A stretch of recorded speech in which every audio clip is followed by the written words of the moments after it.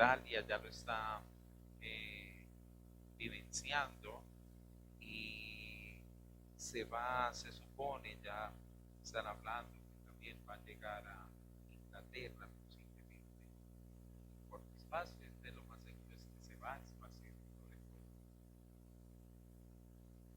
En ese sentido, queridos hermanos, cuando vienen esos tiempos de prueba, es necesario que usted y yo aprendamos a sostenernos en medio de eso. O estamos no en la gracia de Dios, o estamos en nuestras propias fuerzas. Y como les decía, inicial que Pedro recomienda es decirle a los ancianos, el versículo del 1 al 4, lo siguiente. Entonces, ahí vamos a mirar ese, digamos, o esa carta o esa solicitud encarecida a los ancianos. Versículo 1, ruego a quienes, a los ancianos. Los ancianos son las personas responsables, los obispos, los que sirven en la iglesia, que están entre vosotros.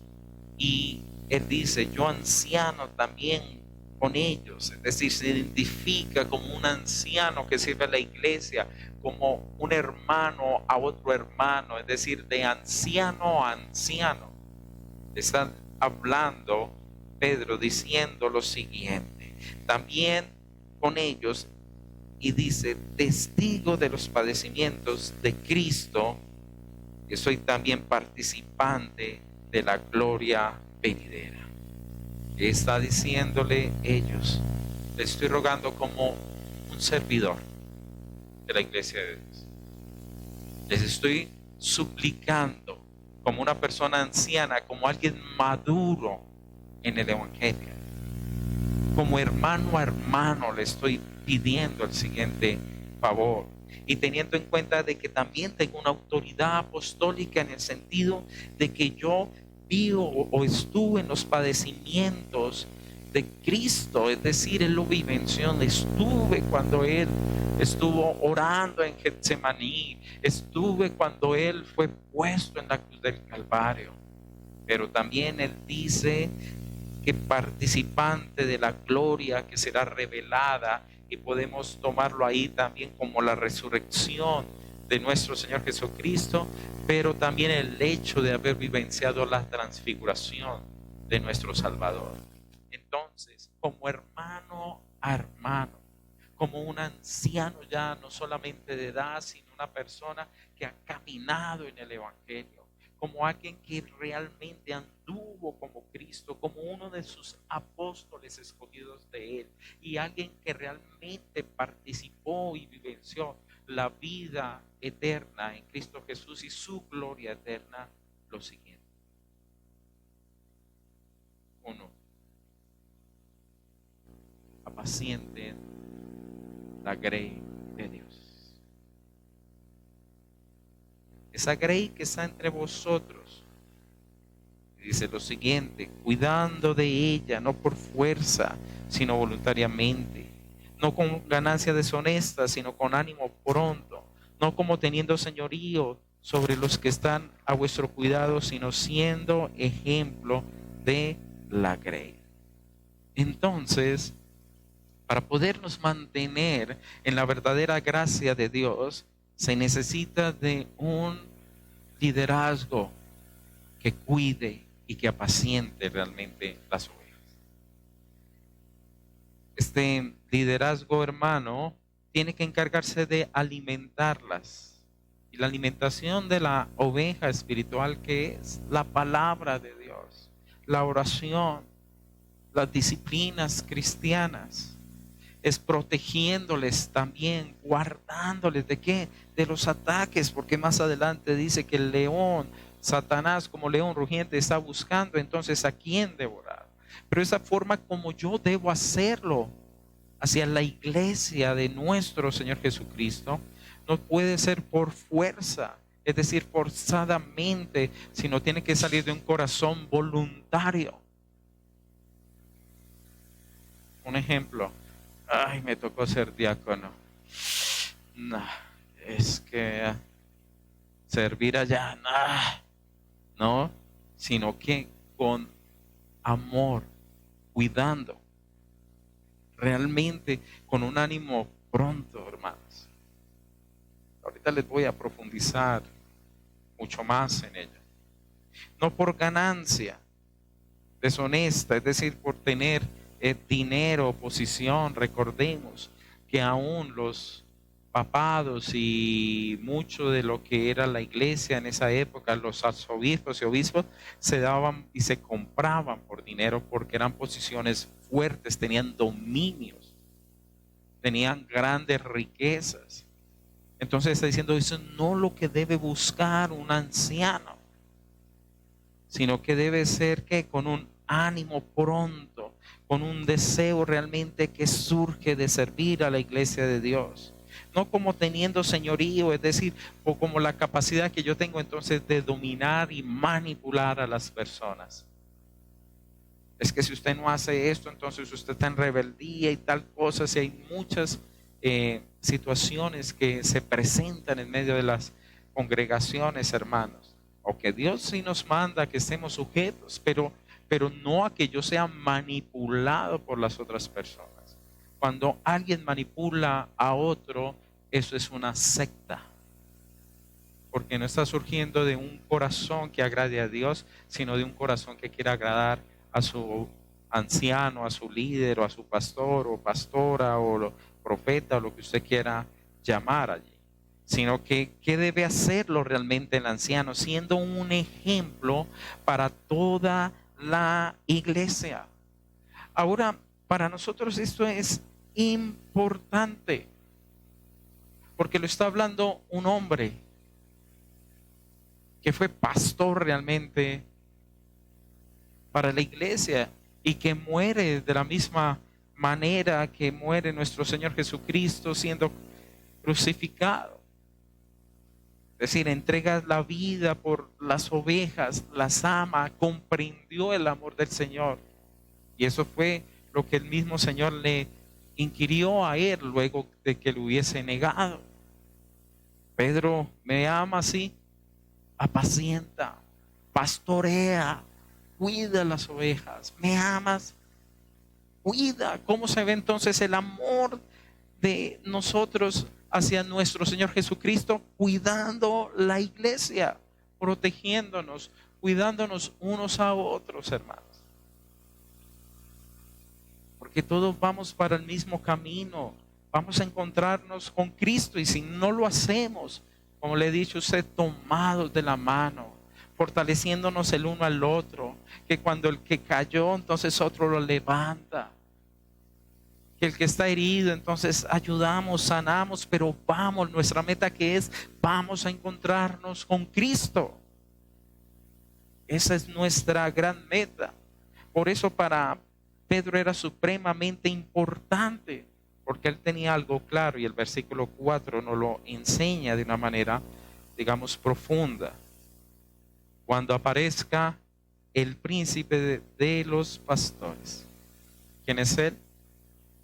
Nuestro Señor Jesucristo, el pastor de pastores. ¿No? Él sí lo puede decir. Cuando se aparezca el pastor, porque le apareció a él. Pedro, ¿me amas?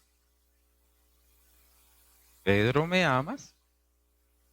Y se va a aparecer, él dice, y se va a aparecer, el príncipe va a venir.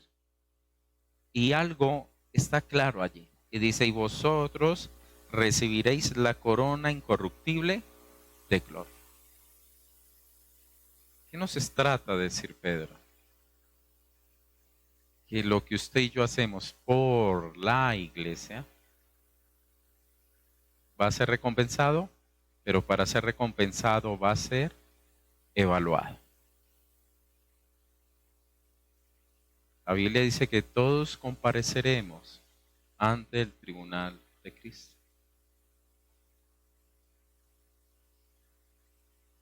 Entonces, realmente, ¿mi servicio a la iglesia fue un servicio voluntario o fue algo forzado?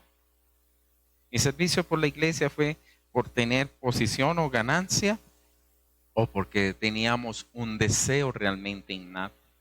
Mi servicio a la iglesia fue como para tener entonces poder y dominio o siendo ejemplo para los más pequeños. ¿Cómo estoy yo con la iglesia? Y el liderazgo, pues que tenemos la responsabilidad sobre este puñadito de ovejas que Dios nos ha entregado, tenemos que hacer eso. Porque algún día el Señor va a venir y demandará lo que usted y yo hagamos o habremos hecho, perdón, por la grey del Señor. Vamos a ser evaluados, vamos a ser medidos. Y si, hermano, nosotros tenemos un corazón realmente que ama a aquel que nos llamó, pues vamos a estar tranquilos. Sabemos que no somos perfectos, pero Dios mira las intenciones de nuestro corazón. Y si nosotros realmente amamos, nos sacrificamos, y verdad cabe ese espacio para agradecer a aquellos que se sacrifican tantos para que nosotros y muchos de ustedes estén, por ejemplo, tranquilos esta noche escuchando la palabra. Hay muchos que se sacrifican por cuidar, por ejemplo, los vehículos para que usted no tenga ninguna preocupación. Agradezco a aquellos que se encargan de que su silla nunca les vaya a manchar porque aún las limpian. Que usted entra a un baño y encuentra un baño limpio porque hubo un hermano que en amor lo hizo. Y esa es verdad, el que sirve a la iglesia va a ser recompensado. Ahora, la corona que nosotros vemos aquí, de las coronas que escuchamos en la Biblia, está la corona incorruptible de gloria. Significa eso que es, digamos, como la esencia de lo que vamos a recibir en nuestro Señor Jesucristo. Y una de esas es una corona de la vida eterna en Él. Una corona que no se va a marchitar jamás. Es la vida que nos va a sostener a nosotros, que es su gloria misma, dándonos el sustento siempre. Por ello, es necesario, si nos vamos a mantener, queridos hermanos, en la verdadera gracia de Dios, ser un buen anciano. Ahora, usted tiene que ser anciano en su propia casa. Esa es su pequeña congregación que Dios le ha entregado. No me lo vaya a dejar todo el trabajo a mí. Usted tiene que asumir esa responsabilidad de orar, de predicar, de alimentar esas ovejitas. Leía sobre un pastor que cuando salía de misiones se sentaba con sus hijas y les hablaba de la importancia de que siguieran amando a Jesús, que siguieran ellas caminando en el temor, que Dios les amaba, y él decía: yo lo hago porque no sé si será la última vez que veré a mis hijos. Pastor decía: predica como si estuvieras moribundo a otro moribundo. Tenemos, queridos hermanos, que apacentar en todo momento. Tenemos que hablar de la palabra a nuestra familia, rogar a Dios por ella. Que cuando alguien se esté saliendo del camino del rebaño, podamos otra vez decir: entra de nuevo al camino que el Señor te ha llamado. Y le digo una cosa: ¿cuántas personas no sufren en esta tierra porque no ha habido unos buenos ancianos que estén a su alrededor para poderles orientar? También hay ovejitas que no son ovejas, sino son cabritas. Y la cosa se vuelve difícil. Pero si verdaderamente hay una oveja que se deja bendecir y guiar por los ancianos va a ser una oveja, que va a ser bendecida. Como dijo un amigo, que Juan se vestía con piel de abejas, pero bueno. Segundo, para estar en la verdadera gracia de Dios, es necesario, queridos hermanos, que usted y yo como iglesia vivamos la humillación o la humildad, digamos, una humildad que nos lleve a la exaltación. Versículo 5 dice que Dios resiste a los soberbios y da gracia a los humildes. Comienza diciéndole entonces aquí, digamos, a toda la iglesia. Anteriormente le habló a los ancianos, al liderazgo anciano, yo siendo anciano también como ustedes. ¿A qué le está diciendo la iglesia? Jóvenes, están sujetos a los ancianos. Y todos sumisos unos a otros, revestidos de humildad, porque Dios resiste a los soberbios y da gracia a los humildes. Es decir, le está diciendo a los jóvenes, sujétense a la autoridad que ustedes tienen como los ancianos, debido que estos ancianos han sido puestos por Dios para cuidar el rebaño de Él. La palabra entonces estar sujeto también significa tenerle en honor y en respeto, es decir, valorar el esfuerzo que hace esa persona. Por eso, cuando usted está en un discipulado, queridos hermanos, y ve a una persona joven, tú estás discipulando, dando curso, Jessica, ¿no? Catherine, por ejemplo, o Jessica ha estado dando. Aunque veamos a Jessica tan jovencita dándome un discipulado, yo tengo que verla en ese momento como alguien de autoridad que Dios ha puesto para instruirme y para enseñarme, por lo cual yo debo darle respeto y honor.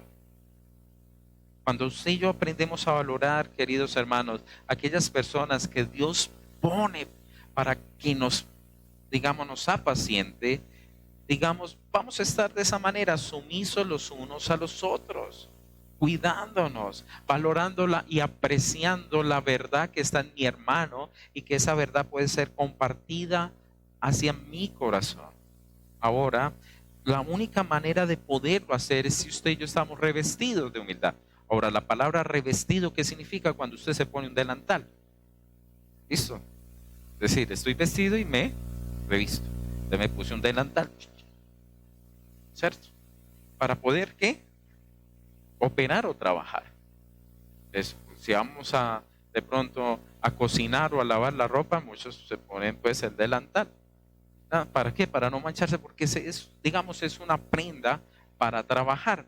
La prenda del cristiano debe ser también esa prenda de la humildad, queridos hermanos. Porque si no somos humildes y al contrario somos soberbios, entonces nosotros vamos a frustrar la gracia de Dios en nuestras vidas. Porque claro está escrito ahí, Dios resiste a los soberbios. La versión popular dice, Dios se opone. Se opone a los orgullosos. Y da gracia a los humildes significa ahí ayuda a los humildes. Entonces, una persona que se reviste de la humildad es una persona que va a beber y a vivenciar la gracia de Dios. Más el orgulloso que va a haber una oposición de Dios. Una oposición de Dios. Por eso para la iglesia, si vamos a disfrutar de la verdadera gracia de Dios, tenemos entonces que tener un corazón humilde, hermanos. Sabemos que no es fácil, pero hay que hacerlo.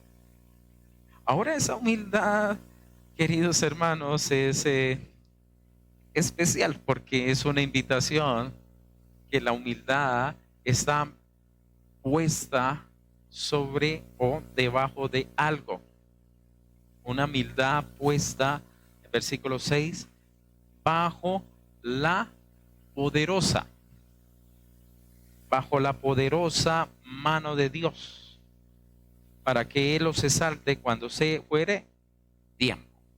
Ahora, queridos hermanos, apreciar esa humillación o ante todos abrazar ese muchas veces sufrimiento que viene a nuestra vida por causa de qué? De la mano poderosa de Dios. Mírelo por ese lado. Es decir, muchas veces van a venir, ya nos dijo, pruebas. Pruebas que son de Dios. Y vamos a sufrir mucho. Y vamos a sufrir aún, diríamos nosotros, entre comillas, voy a sufrir injustamente. Vamos a sufrir como injustamente sufrió Cristo. Es decir, si Él lo hizo y nosotros estamos siguiendo su camino, vamos a vivenciarlo porque estamos en medio de un mundo que rechazó a Cristo. Y esas pruebas que vienen de la mano del Señor, usted y yo tenemos que estar, ¿qué? Humildes, absorbiéndolos, porque sabemos que son duras y fuertes, pero hermano, está bajo la mano de ¿quién? Poderosa de Dios. Y la mano poderosa de Dios en el Antiguo Testamento era cuando venía el poder del Espíritu Santo de Dios sobre esa vida y se hacía lo que Dios prometía. Era la presencia poderosa de Dios y cumplía el propósito en esa persona. Entonces, cuando usted y yo estamos siendo humillados, siendo molidos, siendo tirillados por las pruebas que vienen, pero estamos bajo la mano de Dios, humildes y humillados de Él, bajo Él, queridos hermanos, entonces vamos nosotros a poder entonces sostenernos en la verdadera gracia. Estar bajo la mano poderosa de Dios significa vivir dependiente de Dios. Señor, esto es muy duro, yo no lo entiendo, no lo comprendo, pero hay un Dios soberano que me sostiene y eso tiene que ser para nosotros una alta riqueza.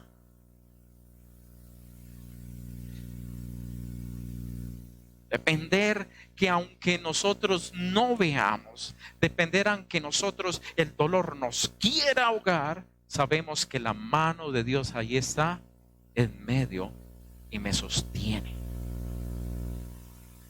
Vivir bajo la mano poderosa de Dios es creer en su gracia, es creer en su misericordia, es depender realmente de su corazón, de que Él, por amor de su nombre, nunca me va a abandonar, nunca me va a dejar.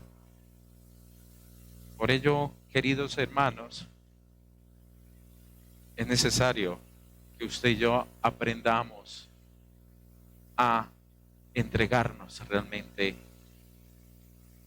a Dios en todas las pruebas, aún en las que usted y yo a veces nos metemos, que no vienen de Dios, no viene en la mano poderosa de Dios, sino en la mano pecaminosa nuestra.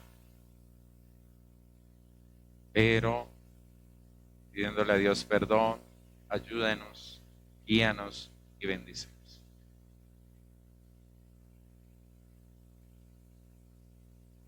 La razón de esto, queridos hermanos, de que usted y yo dependamos y podamos descansar en la mano de Dios, tiene que ver entonces con echar nuestra ansiedad sobre Él.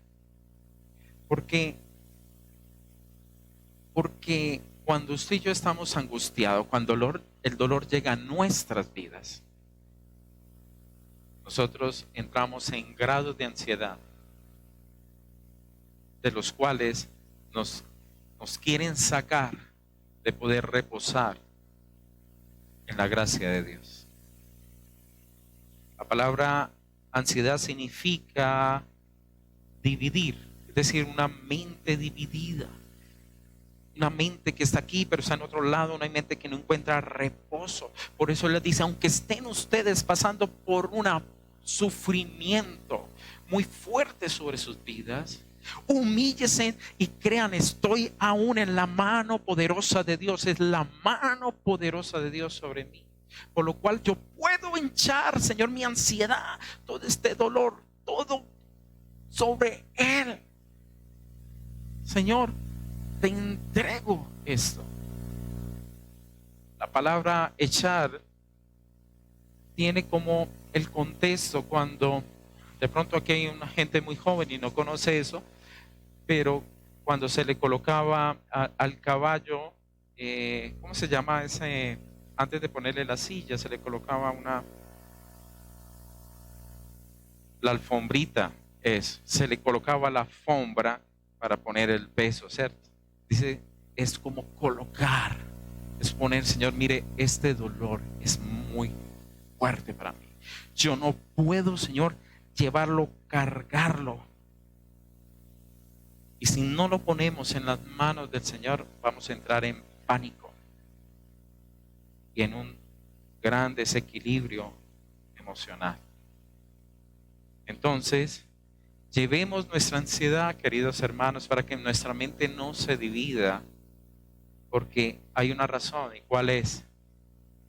Él tiene cuidado de vosotros. Él tiene todo el control. Él es un Padre amoroso. Él no lo va a abandonar. Él no lo va a dejar. Él aún lo va a cuidar. Entonces nos humillamos bajo la poderosa mano de Dios. ¿Y cómo yo realmente me estoy humillando? Cuando yo llevo toda esa ansiedad a Él, recordando, Él me cuida. Porque recordemos que Dios quiere tocar nuestra fe. Quiere pulirnos. Y debemos hacerlo también, digamos, versículo 8, siendo sobrios y velan. Es una palabra que él ya no lo había repetido en el capítulo 4, versículo 7, diciendo, mas el fin de todas las cosas se acerca, sé pues sobrios y velad en oración. 4:7. Tenemos nosotros que seguir teniendo esa mente, sobrios, estar despiertos, tener dominio propio. Es que se viene el coronavirus, y a quemar eucalipto y esa casa la incendia. No, hermanos, hay que confiar en el Señor. Que claro, Pablo dijo, ¿es que acaso yo no enfermo? Si yo sé, hermanos, que tengo que cuidarme, me tengo que cuidar. Pero yo tengo que ser entonces, digamos, de dominio propio, estar despierto, velando, significa estando alerta. ¿Cómo? En oración. ¿Por qué? Hay una razón. Porque vuestro adversario, ¿quién? El diablo. Está buscando allí a quien devorar. Y toma la figura de un león que está ahí en el acecho. Se ha visto en la televisión, ¿cierto? Cómo cazan. Y apenas hace un pasito. Y se queda ahí. Cuando ve el momento, ¡prum!, arranca. Él nos dice, estén ustedes velando, porque a su alrededor está el enemigo. Porque cuando usted y yo no manejamos realmente las pruebas de dolor en nuestras propias vidas y no nos humillamos bajo la mano poderosa de Dios, el enemigo va a tomar esa ansiedad que usted y yo manejamos para entonces él luego devorarnos. Va a devorar. Y va a echar diente, queridos hermanos. Por lo cual, usted y yo debemos estar despiertos. Señor, pongo esto en tus manos. Señor, por favor, guárdame que mi corazón me oriente o me guíe, Señor, hacia X o Y o J o Z cosa. La palabra adversario significa, diablo, perdón, que está ahí, significa adversario, o el diablo que significa acusador. Y es un sentido desde el punto de vista legal, calumniador. Es como si fuera una citación en un juzgado y dijera, es que yo acuso a este por esto y es pura mentiras y todo con el objetivo de ¿qué? De acusar al hombre delante de Dios y acusar también a Dios delante de los hombres. Recuerde que él le decía sobre Job, ¿por qué? ¿Acaso Job te ama de balde? Pero también a nosotros nos puede decir, Dios a ti no te ama. Si Dios te amara no te pasaría eso. Mire, usted vean alabando a Dios y mire cómo usted anda llevado. Porque Él vino a robar, matar, destruir. Él es el antipastor. Y que quiere que su vida se acabe, sacarlo del camino del Señor. Por eso debemos estar nosotros, ¿qué? Velando y orando, que el enemigo no venga a sacarme de mi vida en Cristo. Porque si no, déjeme decirle, vamos a ser entonces presa del enemigo. Por lo cual, ¿qué debemos hacer? Versículo 9, resistir. ¿Cómo? Firmes en la fe. Usted y yo, no es que vamos a irnos a declararle, Satanás, yo te aplasto. Satanás, yo te ordeno que tal cosa. No, es resistir en qué? En la fe. ¿Cómo lo resisto en la fe? Viviendo conforme a la verdad de Dios en mi vida. Si el enemigo dice, Dios a ti no te ama, la palabra me dice, de tal manera me amó Dios al mundo que me entregó a su Hijo. Usted no tiene perdón por lo que ha hecho. La palabra dice lo siguiente: si confesamos nuestros pecados, Él es fiel y justo para perdonarme y aún lavarme. Es que, bueno, y se inventará muchas más cosas el enemigo para cogerlo a usted, hermano, y sacarlo del camino. Y va a trabajarle. Lo único que usted y yo podemos hacer es mantenernos firmes que en la verdad de Dios, sabiendo que Dios ya lo venció. Él ya está vencido. Él está vencido. Pero no se encuentra, digamos, destruido. Por lo cual, hermanos, tampoco usted y yo debemos dejar a un lado la realidad de que Satanás existe y que su maldad es tangible. Y Él quiere destruir, matarnos, acabarnos, robarse todo lo que usted y yo tenemos en Cristo Jesús. Porque no le queda nada más. No le queda nada más. Además, también usted y yo debemos saber lo siguiente: que los mismos padecimientos que usted y yo tenemos, esos mismos padecimientos se van cumpliendo en vuestros hermanos en todo el mundo. Todos sufrimos lo mismo. Muchas veces pensamos, solo me pasa a mí, yo soy el único.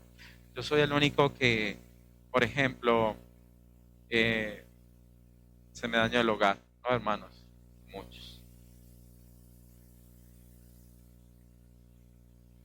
Estoy sufriendo una enfermedad terrible. Muchos. Perdí a alguien precioso para mi vida. Son muchos. Me quedé en la ruina. Muchos. Me he quedado sin trabajo. Muchos. Me robaron. Muchos.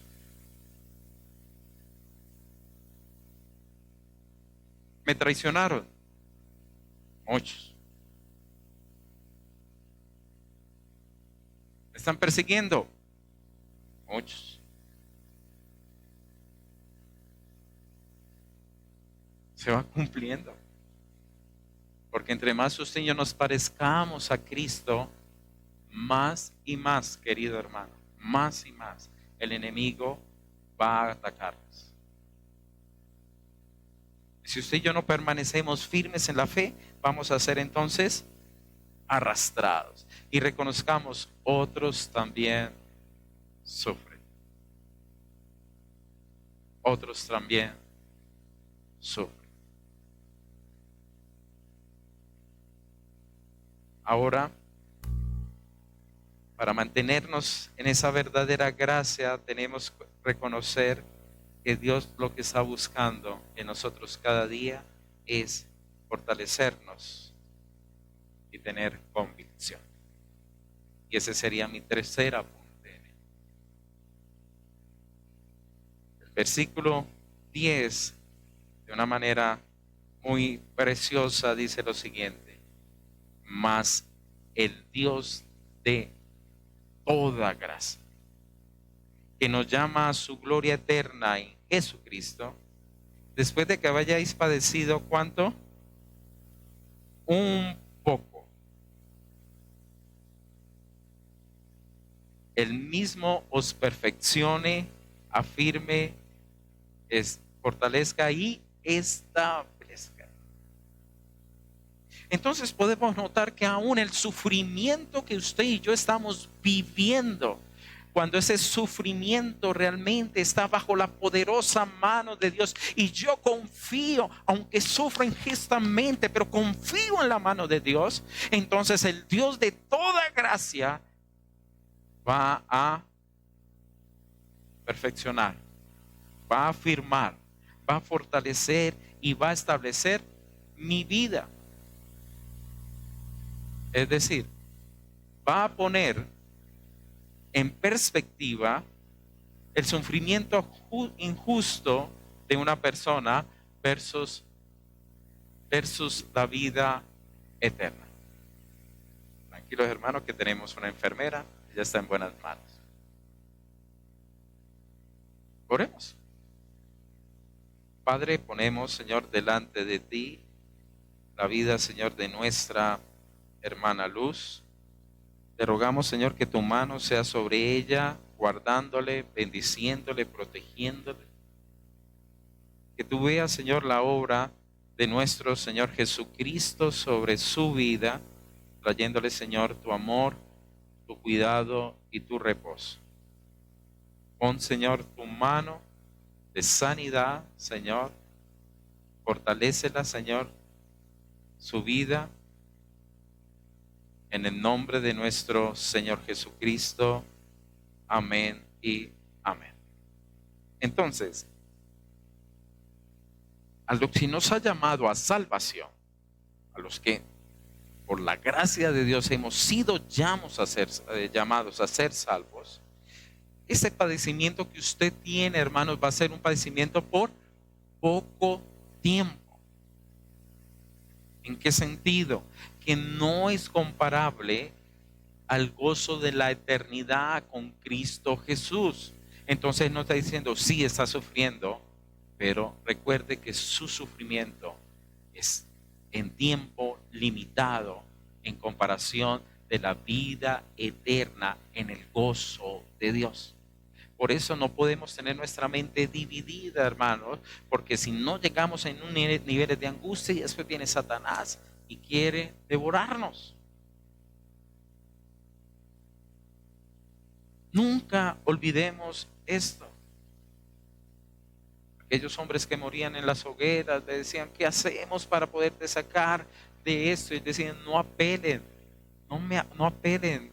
Cada día estoy más cerca de estar con Cristo. No diría, qué gente. Pero yo lo veía, esto es algo pasajero, y eran unos niveles de convicción, de afirmación en una fe en Cristo Jesús, que no les interesaba realmente aferrarse a este mundo, sino estar con Cristo por toda la eternidad.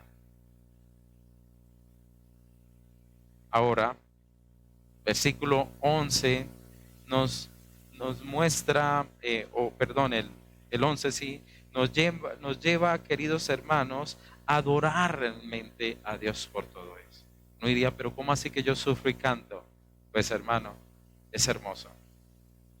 La palabra dice, a Él sea la gloria y el imperio por los siglos de los siglos. Es decir, aquel Dios que coge el sufrimiento para perfeccionarme, es decir, volverme un hombre, una mujer madura, para afirmarme, es decir, para ponerme como columna de Él, para fortalecerme, es decir, hacerme fuerte en medio de la prueba, para establecerme, es decir, hacerme un hombre, una mujer estable realmente en el reino, que diríamos nosotros, realmente ese es el gobierno de la gracia de Dios. A Él sea la gloria, a Él sea la honra, a Él sea el imperio por todos los siglos de los siglos. Él lo merece porque coge un vaso dañado, destruido. Él puede tomar cualquier corazón, hermanos, aún destruido, y puede levantar y hacer una nueva obra para su gloria. Él tiene el poder para hacerlo. Él tiene un poder para coger cualquier persona que se somete bajo la poderosa mano de Dios y obrar para vida eterna. Amén. Ahora, queridos hermanos, ese sufrimiento le muestra a los incrédulos que Dios existe. Que Dios existe. Que es un Dios amoroso. Que es un Dios que cuida de nosotros y que su reino nos trae gozo. Ese es nuestro Dios.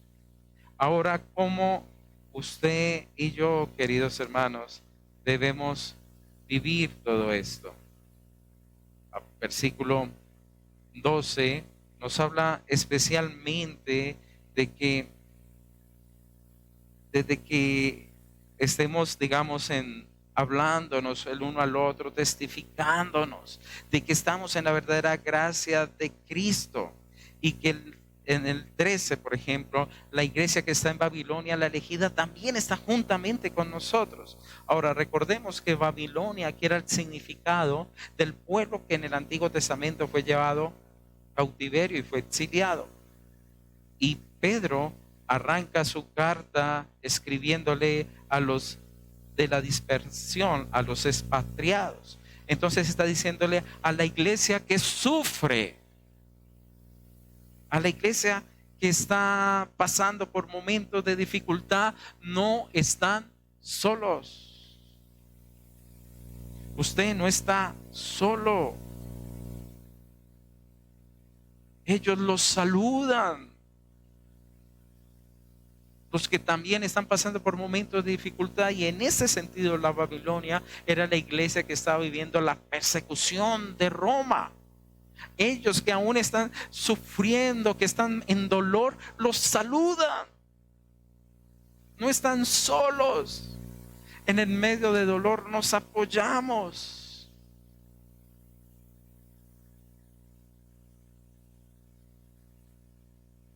A veces me pregunto cómo serán las oraciones de esos misioneros en esas tierras lejanas. Muchos de ellos posiblemente nada enfocado en sus necesidades y clamando a Dios para que la iglesia cada día se fortalezca y crezca en todo el mundo. Dios nos está diciendo a través de la iglesia, no están solos, la iglesia que está en Babilonia los saluda. O ustedes que están dispersos, que ustedes creen que Dios se ha alejado de usted, que Dios se olvidó, que Dios no los ama. No, la iglesia que también está sufriendo los saluda. Porque como le he dicho, es un camino en el cual usted y yo vamos juntos. Y es necesario, queridos hermanos, que nos sigamos demostrando ese amor los unos con los otros dentro de la iglesia. Versículo 14 dice: saludaos unos a otros con ósculo de amor. Es decir, con realmente ese amor fraternal el uno con el otro. Y deseándonos mutuamente que la paz esté en cada corazón y en el corazón de nuestros hermanos. Buscar, hermanos, la paz con Dios allí en ese corazón. Ahí podemos decir: vosotros estáis en la verdadera gracia de Dios. Cuando los ancianos cuidan la grey, cuando yo soy el anciano de mi hogar, cuido la grey. Cuando estamos sujetos los unos a los otros, cuando nos revestimos de humildad, cuando comprendemos que aún el dolor más fuerte que vivamos no se sale de la poderosa mano de Dios. Cuando entendemos que debemos estar pelando porque tenemos un enemigo que quiere devorarnos y que no podemos dejar que nuestro corazón se divida o si no seremos en garra de él. Entonces, queridos hermanos, sabemos que el sufrimiento que yo estoy viviendo es un sufrimiento que muchas personas en este momento están viviendo en muchos lugares del mundo. ¿Será que yo no tengo un corazón para clamar por esas personas que viven y sufren lo mismo que yo estoy sufriendo? Posiblemente usted tiene más fuerza de muchos que están siendo en este momento presa por Satanás.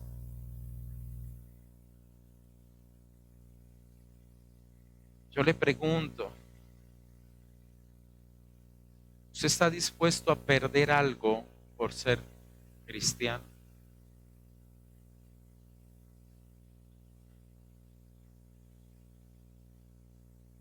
¿Será que usted sí está dispuesto a perder algo por su familia?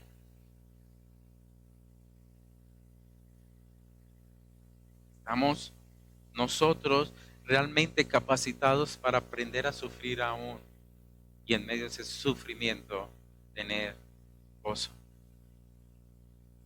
Hermanos, eso solamente nos habla el evangelio de la gracia. Porque si usted se va para un psicólogo, el psicólogo le va a decir: no, niegue, olvide esto, escriba aquí, queme lo que escribió. No, el evangelio que le dice: no, estoy en la poderosa mano de Dios.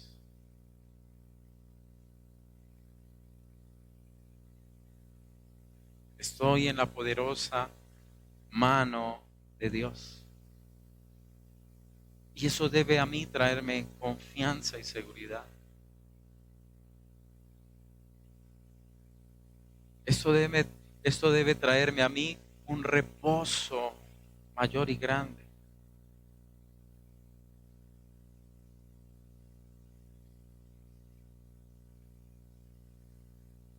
No suelo hacer esto.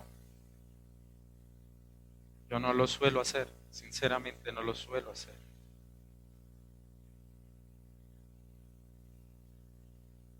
Pero leí esa palabra y te tenía en el corazón, John Alexander. John, junto con su esposa, perdió a su niña. Y fue un dolor muy grande para él y ellos han vivido una experiencia difícil.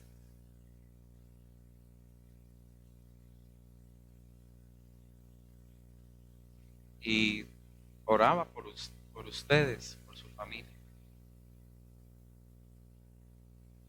Y una palabra que me trajo reposo en mi corazón. ¿En cuál mano estaría mejor la niña? ¿En las tuyas o en las de Dios? Ella está en las manos de Dios. Es completa en las manos de Dios. Cuando el sufrimiento, queridos hermanos, nos toca, pero creemos en un Dios que es supremo y eterno, aún en una pérdida de esas, podemos tener la tranquilidad y el gozo de que Dios cuida.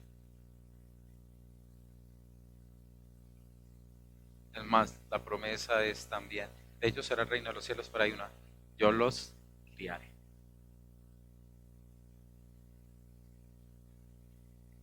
Yo los criaré. Un hermano que amamos bastante, pero perdimos el conexión con él. Él nos comentaba también de una experiencia que tuvieron con la pérdida de un niño. Y él orando un día, Dios le trajo una visión a su corazón, porque él estaba preocupado, porque no había paz en su corazón. Y en ese momento su corazón fue muy lleno de una visión que Dios permitió, que debe estar en consonancia con la palabra. Recuerde que la palabra es la que rige. Él había decidido abortar a su hijo y no era un hombre que conociera a Dios en su época. Luego conoce a Dios. Cuando conoce a Dios junto con su esposa, que también se vuelve sierva de Dios, ellos entraron en una confusión y en un dolor grave. Pensaron que no iban a poder ser sanos de tan difícil situación. Él, orando, pudo ver a dos personas arrodilladas que estaban también orando. Un hombre mayor que veía sus espaldas nomás y a un niño pequeño. Y el niño le preguntaba, Señor, ¿cuándo conoceré a mis padres? Y el Señor le respondía, todavía no es el tiempo. Pero él pudo tener, digamos, la satisfacción de saber que Dios cuidaba de su hijo. Dios le sanó. Y tuvo 5.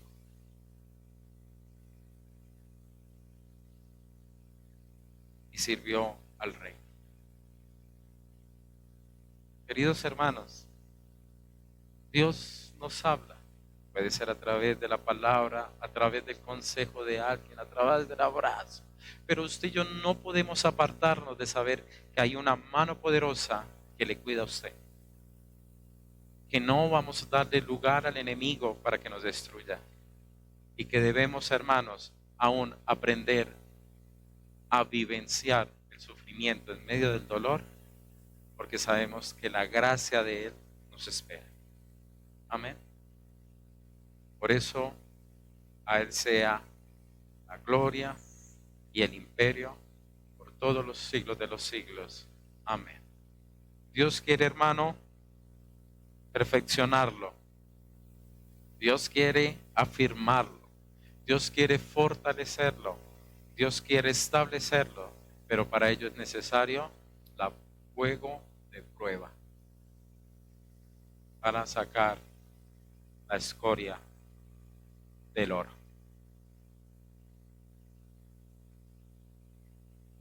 Cuando venga, confiemos de que Dios nos guardará y nos cuidará. Amén. Señor, en esta noche venimos delante de tu presencia.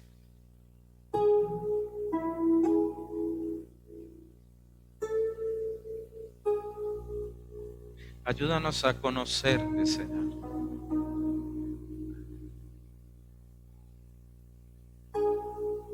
Ayúdanos a estar en medio de la roca, de la peña que me puede cubrir.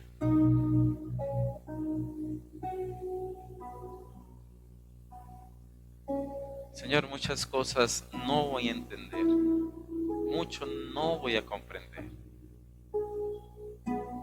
Tus pensamientos son más altos que los míos y tus caminos son así también. Solamente puedo aferrarme a Jesús, mi Señor, el cual sobre esta tierra demostró un amor, una compasión, una misericordia tan grande, y confiar en Él,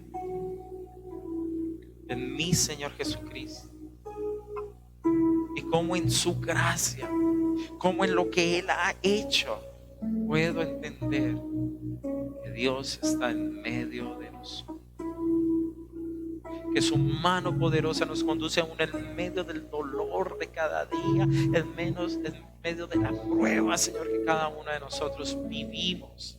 Pero ahí estás Dios, ahí está Dios. De pronto no veo la respuesta, de pronto no veo los cambios, pero ahí estás, tú estás. Ayúdame a mantenerme sobrio y a velar en oración, para que no se levante el enemigo y tome, Señor, provecho de mi vida y quiera destruirme, quiera, Señor, matar, quiera, Señor, acabar, sacarme del camino, que sea una persona, Señor, que no crea, que no me aferre a ti, Señor.